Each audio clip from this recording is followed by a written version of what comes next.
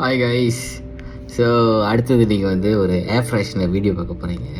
Air freshener எப்படி DIY பண்ணுறோம் சொல்லிட்டு அந்த வீடியோவை பார்த்துட்டு வாங்க.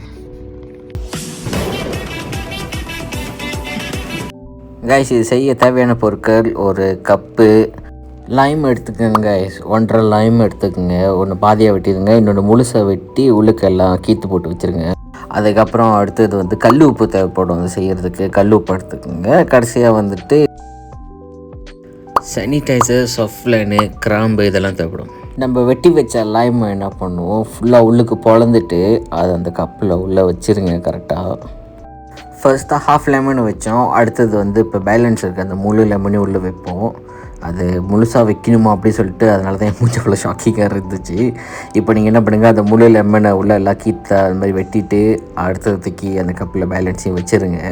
வச்சுட்டா அடுத்ததுபடியாக நம்ம என்ன செய்ய போகிறோம்னா, அடுத்த ப்ராசஸ் பார்த்தீங்கன்னா கைஸ், நம்ம எடுத்து வச்சுருந்தோம்ல கல் உப்பு, அது வந்து நீங்கள் டேபிள் ஸ்பூன் யூஸ் பண்ணி வெட்டி வச்ச லெமனுக்கு உள்ளுக்கு திறந்து அது உள்ளே கொட்டி விடுங்க. ஏன்னா அது வந்து வெளியே போகக்கூடாது. நம்ம பார்த்த வீடியோவில் அப்படி தான் கொட்டியிருந்தாங்க. அது நல்லா உள்ளே விரித்து உள்ளே திறந்து அது உள்ளுக்கு கொட்டியிருந்தாங்க.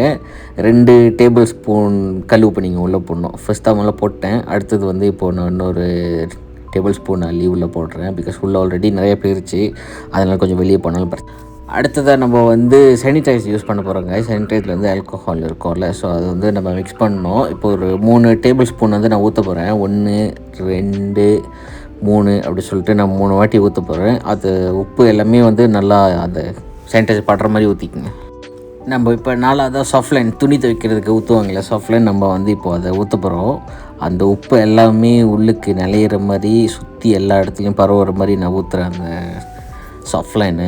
ஏன்னா அது வந்து அதுதான் வந்து நம்மளுக்கு மெயினாக ஸ்மெல் கொடுக்கும் அப்படின்ட்டு. இப்போது ஃபுல்லாக ஊற்றி நிறச்சி எடுக்கணும் அது அப்படி. ஃபைனலாக நம்ம வந்து இந்த டிஐஒய் ஏர் ஃப்ரெஷ்னரில் என்ன செய்ய போகிறோம்னா, அந்த பிரியாணிக்கு சமையலுக்கெல்லாம் யூஸ் பண்ணுவாங்கல்ல, பட்டை கிராம்பு இருக்கும்போது அந்த கிராம்பை மட்டும் எடுத்து நீங்கள் நம்ம செஞ்சு வச்ச அந்த ஏர் ஃப்ரெஷ்னர் மேலே கடைசியாக அதை போடணும். போட்டுட்டு இதை எடுத்து போய் நான் ரூமில் வச்சுட்டு எப்படி இருக்குன்னு 1 வாரம் கழித்து நான் ரிசல்ட்டை சொல்கிறேன்.